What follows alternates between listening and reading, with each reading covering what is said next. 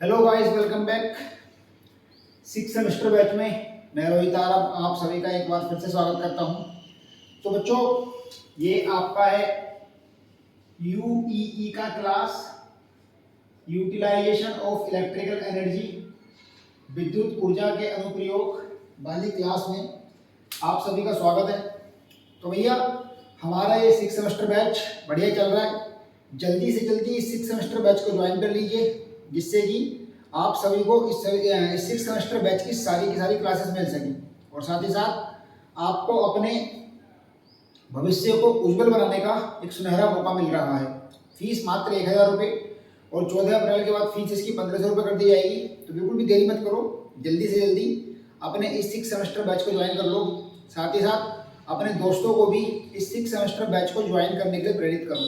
ठीक है बच्चों, देखिए फीस बहुत ज़्यादा कम रखी है, लेकिन फीस रखनी पड़ी है इसलिए ताकि थोड़ा बहुत खर्चा वर्चा निकलेगा इस चीज़ में, लाइट वाइट का, स्टूडियो का, ये सब चीज़ों का। ठीक है जी, तो इसलिए फीस रखनी पड़ती है बच्चों, वरना तो मेरा मूड था फ्री पढ़ाई, लेकिन इसलिए रखनी पड़ी है।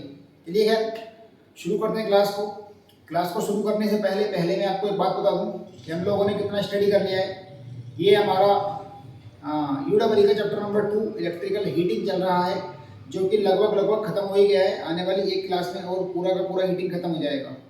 तो हम लोगों ने पूरा का पूरा इल्यूमिनेशन पढ़ा, इन डिटेल पढ़ा है। इल्यूमिनेशन को इतना ज़्यादा डिटेल में पढ़ा है कि आप उसको सीरियसली समझ नहीं सकते, मतलब कितना ज़्यादा पढ़ा है, ताकि कोई भी किसी भी प्रकार का या तो आपके सेमेस्टर एग्जाम में और वरन आगे वाले जेई के एग्जाम में भी किसी भी टाइप का कोई भी क्वेश्चन छूटना नहीं चाहिए। मैंने इस तरीके से आपको यूडब्ल्यू का इल्यूमिनेशन पढ़ाया है, वैसे ही इलेक्ट्रिकल हीटिंग और वेल्डिंग को पढ़ा रहे हैं। तो इलेक्ट्रिकल हीटिंग को पढ़ते पढ़ते हम लोगों ने अपनी रेजिस्टेंस हीटिंग लास्ट लेक्चर में ख़त्म की थी, और आज के इस लेक्चर में हम लोग जिस हीटिंग को पढ़ने वाले हैं उसका नाम है इंडक्शन हीटिंग। इसको पढ़ने वाले हैं बच्चों, इंडक्शन हीटिंग को। तो जल्दी से क्लास को शेयर कर दीजिए अपने सभी दोस्तों को और बुला लीजिए कि आ गए हैं रोहित सर और क्लास हो गई है शुरू। इंडक्शन हीटिंग को क्या कहा जाता है हिंदी में? इंडक्शन हीटिंग को कहा जाता है हिंदी में प्रेरण हीटिंग।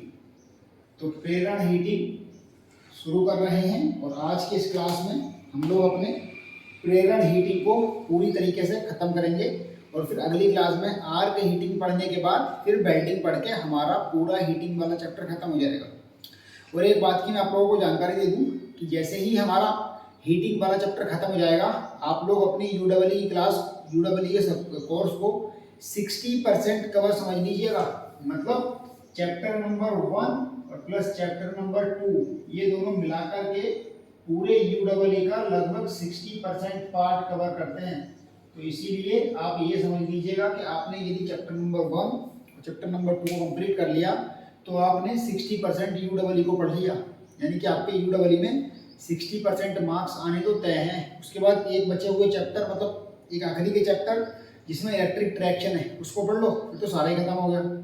इलेक्ट्रिक ड्राइव्स और एयर कंडीशन और रेफ्रिजरेशन सर्किट्स, कूलिंग सर्किट्स जो होते हैं उनको पढ़ लेंगे तो पूरी वो खत्म हो जाएगी। ठीक, चलिए बच्चों, बिना समय गवाए करते हैं क्लास को शुरू और पढ़ते हैं इंडक्शन हीटिंग। तो इंडक्शन हीटिंग में क्या है बच्चों कि इसका नाम है प्रेरण हीटिंग। हम लोग जो पढ़ रहे हैं इंडक्शन हीटिंग में, उसका कॉन्सेप्ट क्या है कि आपको पता ही है कि जब हम किसी भी कॉइल में सिंगल फेस की सप्लाई प्रोवाइड कराते हैं, क्या कराते हैं? सिंगल फेस की एसी सप्लाई, और या फिर बात करें अगर हम 3 फेस की एसी सप्लाई प्रोवाइड कराने की, तो मैंने आपको ये वाली बात मशीन पढ़ाते समय बहुत बार बताई कि जब सिंगल फेस की एसी सप्लाई प्रोवाइड कराते हैं तब जो मैग्नेटिक फील्ड बनता है वो अल्टरनेटिव मैग्नेटिक फील्ड बनता है।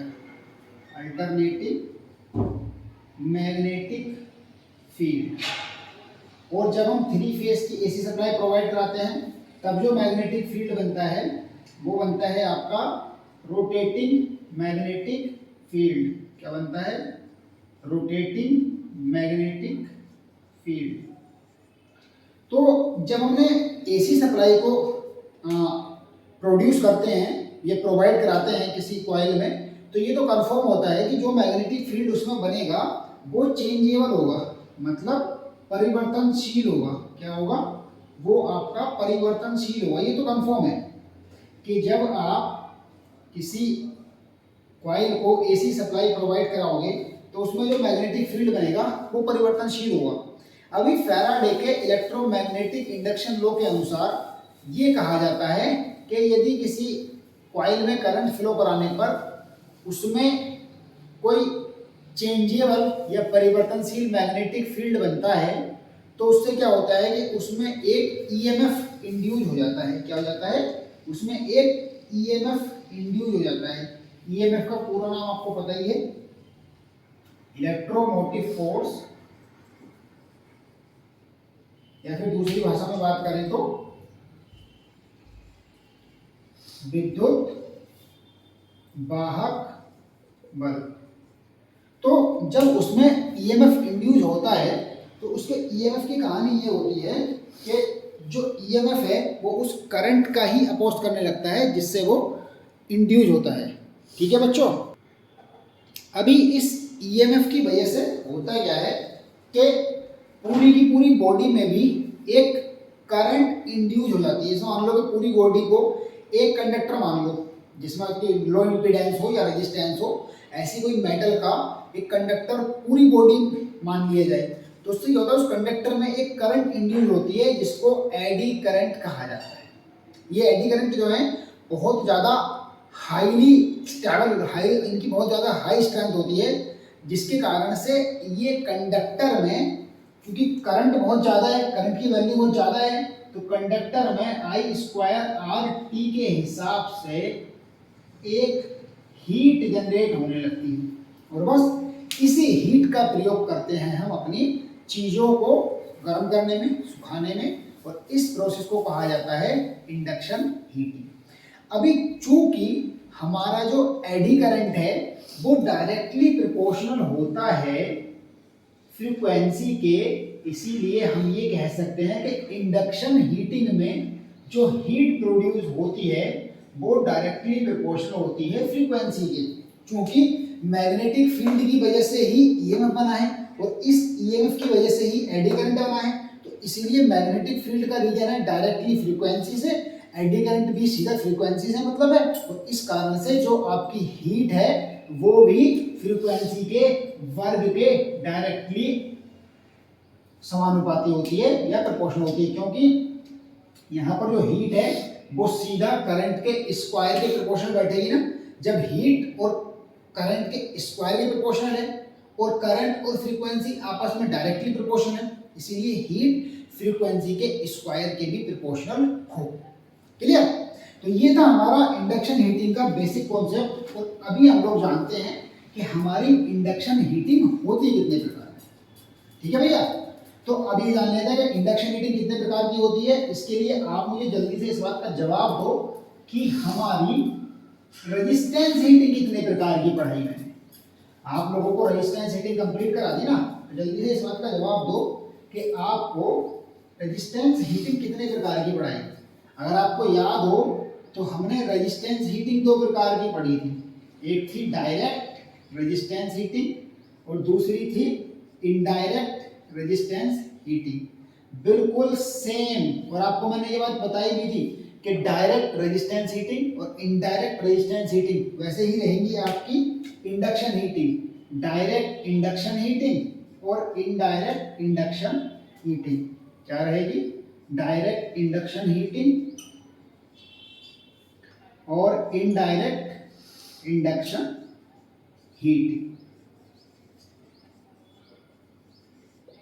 अभी जब डायरेक्ट रेजिस्टेंस हीटिंग की बात करें तो उसकी कहानी क्या थी? अगर आपको याद हो तो डायरेक्ट रेजिस्टेंस हीटिंग की कहानी ये थी कि उसमें चार्ज को सीधे सप्लाई प्रोवाइड की जाती थी। जैसे किसी लिक्विड को गर्म करना है तो उस लिक्विड, फॉर एग्जांपल पानी की मशीन को गर्म करना है तो आप पानी में सीधे 2 तार डाल दोगे तो वो डायरेक्ट रेजिस्टेंस हीटिंग एक प्रकार से आएगा। मतलब पानी को गर्म करने का मतलब इलेक्ट्रिसिटी के द्वारा उसमें हीट प्रोड्यूस की जा रही है। तो पानी को गर्म करने के लिए हम किसी मशीन का, बेसिकली पानी को गर्म करने के लिए गीजर आता है ना, गीजर का उपयोग करते हैं। अगर गीजर में क्या होता है कि पहले हीटिंग एलिमेंट को जाती है, फिर एलिमेंट उसको हीटिंग को पास करता है चार्ज यानी कि पानी को। लेकिन यहाँ पर यदि हम सीधे पानी में 2 तार डाल दें तब भी तो हमारा पानी गर्म हो जाएगा, लेकिन उस कंडीशन में बहुत ज़्यादा लॉस होगा, ये बात अलग है। लेकिन अगर डायरेक्टली जिस भी चार्ज को हीट करना है उसको सीधे सप्लाई दी जाती है, उसको कहा जाता था डायरेक्ट रेजिस्टेंस हीटिंग। और जब किसी एलिमेंट के थ्रू सप्लाई दी जाती थी उस कंडीशन को कहा जाता था इनडायरेक्ट रेजिस्टेंस हीटिंग। सेम कहानी इंडक्शन की कहानी आई है कि जब हम किसी प्रकार से डायरेक्टली एडी करंट प्रोड्यूस करेंगे चार्ज में तो वो हो जाएगा डायरेक्ट इंडक्शन हीटिंग। और जब हम इनडायरेक्ट इंडक्शन हीटिंग में क्या होगा कि जब हम चार्ज को डायरेक्टली एडी करंट प्रोड्यूस ना करके किसी और प्रकार से किसी और मेथड से जब हम उसमें एडी करंट प्रोड्यूस करेंगे तब उसको कहा जाएगा इनडायरेक्ट रेजिस्टेंस हीटिंग। क्या कहा जाएगा? उसको कहा जाएगा इनडायरेक्ट रेजिस्टेंस हीटिंग। या फिर और ये जो हीटिंग प्रोड्यूस करती हैं इनको कहते क्या हैं? मतलब कि जो डायरेक्ट रेजिस्टेंस हीटिंग के प्रिंसिपल पर काम करेंगी उनको क्या कहा जाएगा? उन डिवाइसेस को, उन मशीन्स को, उनको कहा जाता है फर्नेस, इलेक्ट्रिक फर्नेस, यानी कि डायरेक्ट इंडक्शन हीटिंग फर्नेस। और जो इंडक्शन वाले मतलब इनडायरेक्ट वाले में क्या है कि जब एडी करंट को चार्ज में डायरेक्टली प्रोड्यूस ना करा करके किसी एलिमेंट में प्रोड्यूस कराया जाता है। बिल्कुल सेम है, बिल्कुल सेम जो आपको रेजिस्टेंस हीटिंग पढ़ाई थी बिल्कुल सेम है। बस यहाँ पर फर्क क्या होगा कि यहाँ पर आपको उनके डायग्राम अलग है, वहां पर डायग्राम कुछ और था, यहाँ पर डायग्राम कुछ और है। जब आप डायरेक्ट रेजिस्टेंस हीटिंग यहाँ पर खुद कई प्रकार की होती है और इनडायरेक्ट रेजिस्टेंस हीटिंग भी यहाँ पर कई प्रकार की होती है। तो वहां पर क्या था कि वहां पर आपने डायरेक्ट इंडक्शन हीटिंग मतलब डायरेक्ट इंडक्शन हीटिंग भी यहाँ पर कई प्रकार की है और इनडायरेक्ट इंडक्शन हीटिंग भी यहाँ पर कई प्रकार की है। तो आपको याद है कि हमने जब वहां पर डायरेक्ट रेजिस्टेंस हीटिंग पढ़ा था और इनडायरेक्ट रेजिस्टेंस हीटिंग पढ़ा था, उनके दो डायग्राम थे। सेम कहानी यहाँ पर जो आपकी डायरेक्ट इंडक्शन हीटिंग है वो हमारी मुख्य रूप से दो प्रकार की होती है। एक होती है कोर टाइप इंडक्शन फर्नेस और एक रहती है कोरलेस इंडक्शन फर्नेस। मतलब जो डायरेक्ट इंडक्शन फर्नेस होते हैं एक होती है यहाँ पर कोर टाइप इंडक्शन फर्नेस और एक रहती है कोरलेस इंडक्शन फर्नेस। वैसे ही इनडायरेक्ट जो इंडक्शन फर्नेस रहती हैं, इनडायरेक्ट इंडक्शन फर्नेस में भी यही रहती हैं दो टाइप की। एक रहती है कोर टाइप इंडक्शन फर्नेस और एक रहती है कोरलेस इनडायरेक्ट इंडक्शन फर्नेस। ये रहेगा आपका, एक रहेगा कोर टाइप इनडायरेक्ट, वो डायरेक्ट वाली थी उनके साथ डायरेक्ट लगा देंगे, और एक रहेगा coreless type indirect induction furnace. मतलब क्या है यहाँ पर पूरी कहानी है कि एक है आपका core type induction indirect induction furnace और एक है आपका coreless type indirect induction furnace. और वैसे ही core type direct induction furnace और coreless type direct induction furnace. उसके बाद बात करें अगर फ्रीक्वेंसी के आधार पर तो लो फ्रीक्वेंसी इंडक्शन फर्नेस भी आती है, हाई फ्रीक्वेंसी इंडक्शन फर्नेस भी आती है। लेकिन हमको जो पढ़ना है वो हमको पढ़ना है सीधा core type direct induction furnace और coreless type direct induction furnace. ठीक है, हमको तो सिर्फ यहाँ पर दो ही पढ़ने हैं। एक पढ़ना है core type direct induction furnace और एक पढ़ना है coreless type direct induction furnace. इसके अलावा कुछ नहीं पढ़ना। ठीक है भैया, तो जो हमारा core type direct induction furnace है उसके बारे में थोड़ी सी बात कर लेते हैं। तो बेसिकली जो आपका कोर टाइप ट्रांसफॉर्मर सुना है, इसको मिटा देता हूं मैं, और फिर हम core type direct induction furnace के बारे में स्टडी करते हैं और फिर कोरलेस डायरेक्ट इंडक्शन फर्नेस। वैसे ही फिर core type indirect induction furnace और coreless type indirect induction furnace. Overall हमको चार डायग्राम के बारे में स्टडी करना है और हमारा पूरा इंडक्शन हीटिंग का पोर्शन खत्म हो जाएगा। तो क्या पढ़ने वाले हैं हम लोग? पढ़ने वाले हैं core type direct induction furnace. Induction furnace का मतलब जो आपके इंडक्शन हीटिंग के सिद्धांत पर इलेक्ट्रिक फर्नेस काम करेगी उसको इंडक्शन फर्नेस कहा जाएगा। इतना तो आप सब जानते ही हैं, इतना तो आप सब समझते ही हैं बहुत अच्छे से। ठीक है बच्चों, चलिए फिर बात कर लेते हैं core type direct induction furnace. अभी बेसिकली कहानी क्या है कि जो core type direct induction furnace होती है इसका जो कंस्ट्रक्शन रहता है वो कोर टाइप के ट्रांसफॉर्मर के थ्रू ही मतलब सेम ही रहता है। बस फर्क क्या है कि ट्रांसफॉर्मर में हम लोग सेकेंडरी वाइंडिंग लगाते हैं और यहाँ पर हम एक इंसुलेटिंग मटेरियल से बनी हुई क्रूसिबल, क्रूसिबल मतलब एक ऐसे करके डिवाइस से रहती है, उसमें लगा होता है जिसमें हमारा चार्ज भरा होता है, वो चीज़ लगी होती है वहाँ पर। मतलब प्राइमरी में सप्लाई देंगे, सेकेंडरी में हमारा एक क्रूसिबल में चार्ज भरा रहेगा और फिर प्राइमरी से मैग्नेटिक फील्ड फ्लक्स के थ्रू पास होता हुआ सेकेंडरी यानी कि उस चार्ज पर पहुंचेगा और बस उस चार्ज पर हाई एडी करंट की वजह से हीटिंग प्रोड्यूस होना शुरू हो जाएगी और इस प्रकार की हीटिंग को कहा जाता है core type direct induction furnace. क्या होता है बच्चों? Core type direct induction furnace. मैं आपको एक बात और साथ साथ बता दूं कि ये core type direct induction furnace भी खुद दो प्रकार की होती है। एक रहती है आपकी हॉरिजॉन्टल इंडक्शन फर्नेस और एक रहती है एक्सियल इंडक्शन फर्नेस। तो हम जो बात कर रहे हैं अभी हॉरिजॉन्टल इंडक्शन फर्नेस की कर रहे हैं, और वैसे भी इतना जरूरी नहीं है, आपको सिर्फ आप इसको सिर्फ ये समझ के कंसिडर करिए कि हम जो बात कर रहे हैं वो कर रहे हैं core type direct induction furnace की। इसकी बात कर रहे हैं बच्चों, हम लोग बात कर रहे हैं core type direct induction furnace की। तो बस जल्दी से बात करते हैं core type direct induction furnace का डायग्राम बना के मैं आप लोगों को दिखा देता हूँ। बिल्कुल आसान है। देखिए जैसे देखिए बिल्कुल सेम ट्रांसफॉर्मर भी इंडक्शन के प्रिंसिपल पर काम करता है, तो ये बिल्कुल सेम डिट्टो ट्रांसफॉर्मर की तरह ही होती है। जैसे कि इसमें पहले एक कोर रहती है, क्योंकि कोर टाइप है तो ट्रांसफॉर्मर की कोर की तरीके का रहता है ये। अब यहाँ पर एक प्राइमरी पर हम सप्लाई प्रोवाइड कराएंगे, ये यहाँ पर हम कोई एसी सप्लाई प्रोवाइड कराएंगे और इस एसी सप्लाई को प्रोवाइड करा करके जो सेकेंडरी साइड है उस सेकेंडरी साइड में क्या है कि क्रूसिबल का मतलब होता है नली, तो उस नली में कुछ चार्ज से भरे होते हैं ऐसे करके ये।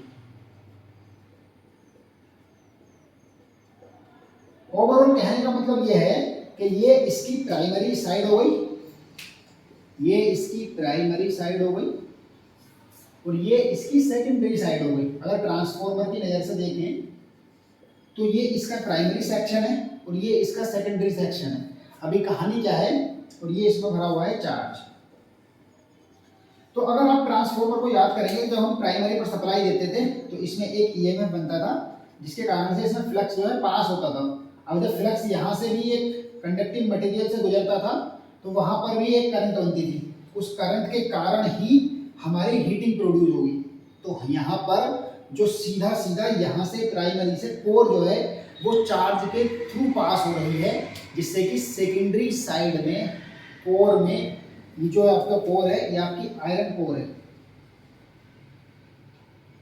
तो प्राइमरी से सप्लाई गई और सेकेंडरी पे ये कोर से कोर जो है आपकी इस चार्ज से पास हो रही है, जिसके कारण से चार्ज मतलब जो फ्लक्स है वो इस चार्ज या फिर इस कंडक्टर्स को कट करेगा, जिसके कारण से होगा क्या कि हमारा करंट प्रोड्यूस होगा और ये एडी करंट कहलाएगा और ये हमारा बहुत ही ज़्यादा हाई लेवल पर होता है, जिससे कि हमारी हीट प्रोड्यूस होती है और इस प्रकार से हमारा डायरेक्ट इंडक्शन फर्नेस का सिद्धांत कंप्लीट हो जाता है। सही है भैया? कोई दिक्कत, कोई परेशानी? चलिए, तो अभी क्या है कि इसमें कुछ कमियां भी हैं। तो इसकी कमियां क्या क्या हैं? इसकी कमियां ये हैं कि मैग्नेटिक कपलिंग बहुत लो रहती है। अगर लीकेज रिएक्टेंस ज़्यादा बढ़ गया तो इसमें फ्रीक्वेंसी बहुत ही कम रह जाती है, मतलब लो फ्रीक्वेंसी के लिए डिजाइन की जाती है, हाई फ्रीक्वेंसी पर इसको ऑपरेट नहीं कर सकते। ओवरऑल ये आपका डायरेक्ट इंडक्शन फर्नेस का कॉन्सेप्ट था और डायरेक्ट इंडक्शन फर्नेस का कॉन्सेप्ट पूरी तरीके से खत्म हो गया और अब हम आते हैं अपने इनडायरेक्ट इंडक्शन फर्नेस के कॉन्सेप्ट पर। तो इनडायरेक्ट इंडक्शन फर्नेस का कॉन्सेप्ट हम जल्दी से सीख लेते हैं। इनडायरेक्ट इंडक्शन फर्नेस का क्या रहता है, सॉरी अभी हम इनडायरेक्ट का नहीं सीखते, अभी हमने सीखा है सिर्फ core type direct induction furnace. अब हम सीख लेते हैं coreless type direct induction furnace, कि जिसमें कि हम लोग कोर नहीं रहेगा। ठीक है, चलिए, तो जो हमारा कोरलेस टाइप का डायरेक्ट इंडक्शन फर्नेस है, उसमें क्या होता है कि उसमें हमारा कोर नहीं होता है। सिंपल सी बात है कि उसका नाम है कोरलेस, तो उसमें कोर क्यों होगा फिर? ठीक है नहीं, मतलब कोर टाइप वाले में कोर होता है और कोरलेस वाले में कोर नहीं होता है। और ये याद रखिएगा, इन सारी की सारी फर्नेस का रहता हमेशा हमारे पास जो सिद्धांत है बिल्कुल ट्रांसफॉर्मर के सिद्धांत की तरीके का ही है, बिल्कुल भी अलग नहीं है। ठीक है नहीं, मतलब कि जो ट्रांसफॉर्मर का सिद्धांत है बस सेम तरीके से ये भी काम करते हैं सारे के सारे। जो आपके कोर टाइप डायरेक्ट फर्नेस होते हैं या फिर कोरलेस टाइप के डायरेक्ट फर्नेस होते हैं या कोर टाइप इनडायरेक्ट फर्नेस होते हैं या कोरलेस टाइप के इनडायरेक्ट फर्नेस होते हैं, तो वो भी हमारे पास डायरेक्टली इसी चीज़ से काम करते हैं। जल्दी बात करते हैं जल्दी से कोरलेस डायरेक्ट इंडक्शन फर्नेस। तो कोरलेस डायरेक्ट इंडक्शन फर्नेस में कोर फर्नेस की तरह जो चेंजिंग फ्लक्स को इकट्ठा करने के लिए लैमिनेटेड आयरन कोर नहीं लगाते, इसलिए इसका नाम होता है कोरलेस फर्नेस।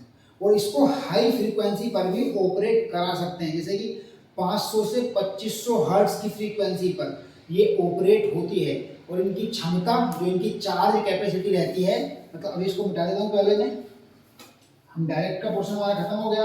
उम्मीद करते हैं कि direct core type direct induction furnace आपको अच्छे से समझ में आया होगा। और अब हम पढ़ते हैं coreless type direct induction furnace. क्या पढ़ते हैं? Coreless type direct induction furnace. तो सबसे पहली बात तो कि ये जो ऑपरेट होती हैं ये आपकी हाई फ्रीक्वेंसी 500 हर्ट्ज से 2500 हर्ट्ज तक के ऑपरेशन के लिए बनाई जाती हैं। दूसरी बात भैया कि ये जो आपकी कोरलेस टाइप की डायरेक्ट इंडक्शन फर्नेस होते हैं, इनकी कैपेसिटी, जो इनकी चार्ज कैपेसिटी रहती है वो 50 किलोग्राम से लेकर 15 टन तक हो सकती है। कहाँ तक? 15 टन। समझ रहे हो? 15 टन का मतलब, 15 टन का मतलब होता है आपका 1500 नहीं 15,000, क्योंकि 1000 किलोग्राम एक टन में आते हैं, तो 15 टन में 15,000 किलोग्राम हो गए। मतलब सोचो कि कहाँ तक ये indirect coreless indirect induction furnace रहती है। बेसिकली होता क्या है कि इसमें, अभी इसका डायग्राम बना देता हूँ पहले में। इसमें डायग्राम में क्या रहता है कि कोरलेस इंडक्शन फर्नेस रहती है जिसमें इंसुलेटिव मटेरियल की बनी हुई एक कप शेप की क्रूसिबल, मतलब ऐसे करके इंसुलेटिव मटेरियल से ऐसे करके कप शेप की क्रूसिबल, मतलब एक फ्लास्क टाइप का बना दिया जाता है। और जिसके चारों तरफ जो है आपके वाटर कूल्ड कॉपर की नली लगाई जाती है। ठीक है, अब क्या होता है कि जब कॉपर की नलियों में से करंट फ्लो होता है तो बस वो हीट रहती है। अब वो उसको हीट, उसकी हीट को लेकर के अंदर वाले जो चार्ज है उसको डायरेक्टली गर्म कर देती है। ये रहता है आपका coreless type direct induction furnace का हिस्सा। क्या रहता है? ये रहता है आपका coreless type direct induction furnace का हिस्सा। इसका डायग्राम बना देते हैं जल्दी से, देखिएगा। इसमें ये ऐसे करके एक इंसुलेटिंग मटेरियल की क्रूसिबल होता है। क्रूसिबल वर्ड तो आपने बहुत सुना होगा केमिस्ट्री में। इसके अंदर भरा होता है आपका चार्ज। क्या है? यह है आपका चार्ज। ठीक, उसके बाद इसके बाहर की ओर जो रहते हैं वो रहते हैं वाटर ट्यूब, जहां पर जो कॉपर की रहती है वो रहती हैं कॉपर की वाटर ट्यूब। मतलब जैसे कि एक ये ट्यूब है, ऐसे ऐसे बहुत सारी ट्यूब रहती हैं ऐसे करके, और ये इनमें वाटर रहता है। क्या रहता है? इनमें वाटर रहता है। और इनको हम लोग क्या करते हैं कि इनको एसी सप्लाई प्रोवाइड की जाती है। सिंगल फेज जरूरी नहीं है, इनको एसी सप्लाई प्रोवाइड की जाती है। और ये आपका क्रूसिबल है। जब मान लीजिए कि जब आप इनको एसी सप्लाई प्रोवाइड करोगे तो होगा क्या कि इनके अंदर पानी है, जिसके कारण से इनमें डायरेक्ट हीटिंग प्रोड्यूस होगी, जिसके कारण से हमारा इस वाले सेक्शन में भी हीट प्रोड्यूस होती है। और हमारा कोरलेस, मतलब बिना किसी कोर के इंडक्शन हीटिंग का सिद्धांत पूरी तरीके से कामयाब हो जाता है। मतलब कोर नहीं है लेकिन फिर भी हमारी इंडक्शन हीटिंग यहाँ पर हो। ठीक है भैया, चलिए जल्दी से हम इस सिद्धांत के बारे में बात करें तो इसके पूरा वर्किंग प्रिंसिपल के बारे में बात करें। ऐसा होता है कि इसका जो प्रिंसिपल है वो ट्रांसफॉर्मर के प्रिंसिपल से, मतलब सारे के सारे इंडक्शन फर्नेस के जो प्रिंसिपल हैं वो ट्रांसफॉर्मर के प्रिंसिपल से मिलते जुलते ही हैं, अलग थोड़ी ना है। मतलब जितने भी फर्नेस के जितने भी प्रिंसिपल, जैसे वो डायरेक्ट इंडक्शन फर्नेस है या फिर आपका इनडायरेक्ट इंडक्शन फर्नेस है, उन सब के जो प्रिंसिपल हैं वो आपके मिलते जुलते हैं ट्रांसफॉर्मर से। तो इसमें क्या होता है कि इसमें जो फर्नेस की प्राइमरी वाइंडिंग होती है, ये वाला सेक्शन, ये वाला, यहाँ पर भी ट्यूब्स लगी होती है ना, तो इसको क्या होता है कि इसको हाई फ्रीक्वेंसी के एसी वोल्टेज से कनेक्ट किया जाता है। और जैसे ही अभी हमने क्या सीखा था कि एडी करंट जो हमारा एडी करंट के थ्रू प्रोड्यूस होती है हमारी हीट, वो फ्रीक्वेंसी के स्क्वायर के डायरेक्टली प्रोपोर्शनल होती है। तो ऑब्वियसली बात है कि जितना ज़्यादा हमारा फ्रीक्वेंसी रहेगी उतना ही ज़्यादा हमारा चार्ज, वो उतना ही ज़्यादा हमारा हीट प्रोड्यूस होगी।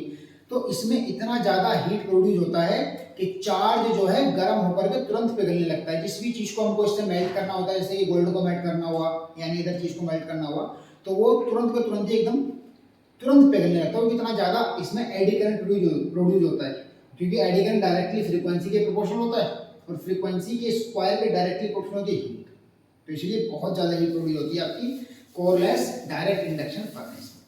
रही बात इसके प्रॉपर्टीज़ की बात करें कि इसके लाभ क्या है, तो भैया जो हाई फ्रीक्वेंसी पर वर्क करती है और बहुत जल्दी से हाई टेम्परेचर होता है, जिससे कि इसमें टाइम की बचत होती है। तो क्या हो गया, ये हो गया टाइम सेविंग। सबसे पहला इसका हिसाब आ गया टाइम सेविंग, टाइम की बचत हो जाती है क्योंकि हाई टेम्परेचर होता है। हाई टेम्परेचर भी इसकी प्रॉपर्टी है और मेटल्स को मेल्ट करने के काम आती है, ये भी इसकी प्रॉपर्टी है। और इस जो फर्नेस होता है वो हाई क्वालिटी के स्टील का प्रोडक्शन होता है। इस फर्नेस से क्या होता है, इस फर्नेस से हाई क्वालिटी स्टील का प्रोडक्शन होता है। High quality steel production, high quality के स्टील का प्रोडक्शन होता है आपका इसके through coreless type direct induction furnace के थ्रू। और मतलब क्या रहता है कि इसमें जो है मेटल्स का कंटेमिनेशन नहीं होता, मतलब कि वेस्ट नहीं होता, बिल्कुल भी एकदम बढ़िया रहता है। मतलब ओवरऑल काफ़ी ज़्यादा इफेक्टिव अर्थिंग है। लेकिन कुछ नुकसान भी है कि इसकी जो इनिशियल कॉस्ट रहती है ना, वो नॉर्मल इंडक्शन फर्नेस से लगभग 3 गुना रहती है, 3 टाइम्स। मतलब इस coreless type direct induction furnace की जो कॉस्ट है वो नॉर्मल इंडक्शन फर्नेस से लगभग 3 गुना रहती है। ठीक है नहीं, बस चलिए फिर बच्चों, हम लोगों ने जान लिया अपने डायरेक्ट फर्नेस को जान लिया अच्छे से, कोर टाइप और कोरलेस टाइप। अभी इनडायरेक्ट फर्नेस को जानेंगे तो समय बहुत ज़्यादा हो जाएगा, इसीलिए आज की इस क्लास में बस हम अपने डायरेक्ट फर्नेस तक के प्रोसेस को ही रहने देते हैं और इसके बाद के प्रोसेस को हम लोग सीखेंगे अपने अगले क्लास में। तो बच्चों, मैं आप लोगों से जल्दी से 2-4 बातें फिर से कहना चाहूँगा कि अपने इस 6 सेमेस्टर बैच को जितना जल्दी हो सके ज्वाइन कर लीजिए, क्योंकि फीस 14 अप्रैल के बाद बढ़ा करके 1500 रुपये कर दी जाएगी। और आप अगर फाइनेंशियल वीक है तब भी परेशान मत होइए, मुझे मैसेज करिए। स्क्रीन पर मेरा नंबर दिख रहा है और ये मेरा नंबर है, तो इस नंबर पर आप मुझे मैसेज करिए। बच्चों पढ़ाई कर लो, ठीक है। अभी आपसे जितने भी आप जैसे भी एफिशिएंट हैं, नॉन एफिशिएंट हैं, आप अपनी पढ़ाई को दिखाइए। तो पढ़ाई करके चलिए अच्छे से, और जितना जल्दी से जल्दी हो सके इस क्लासेस को ज्वाइन कर लीजिए, क्योंकि इन क्लासेस में आपको सिर्फ वही नहीं पढ़ाया जाएगा जिससे कि आपके सेमेस्टर में अच्छे नंबर आएंगे, बल्कि आपको इन क्लासेस में वो भी पढ़ाया जा रहा है जिससे कि आपके आने वाले कम्पिटिटिव एग्जाम, जैसे कि जूनियर इंजीनियर एग्जाम होगा, यही सब तो पूछा जाता है कि इनमें से कौन सी हीटिंग की क्या फ्रीक्वेंसी रहती है। जैसे पूछ लेगा कि इंडक्शन हीटिंग की फ्रीक्वेंसी क्या रहती है, तो आप यही सब तो लिखने वाले हो। तो अपने भविष्य की चिंता करते हुए जल्दी से जल्दी बैच को ज्वाइन करो। बहुत ही बढ़िया क्लासेस पढ़ाई जा रही है, EEE, UEE और IMR की। चलिए बच्चों, मिलते हैं आपसे अगली क्लास में। जो लोग बच्चे नए हैं वो चैनल को सब्सक्राइब कर देना, क्लास चैनल लाइक कर देना, दूसरे लोगों से शेयर कर दो। साथ ही साथ अगर आपने बैच ज्वाइन कर लिया है तो अपने साथियों को बैच ज्वाइन करने के लिए प्रेरित कीजिए। अभी तक ज्वाइन नहीं किया, जल्दी से ज्वाइन कर लो, बिल्कुल भी समय बर्बाद मत करो। पढ़ाई करते रहो। मिलते हैं आपसे अगली क्लास में। धन्यवाद, नमस्कार।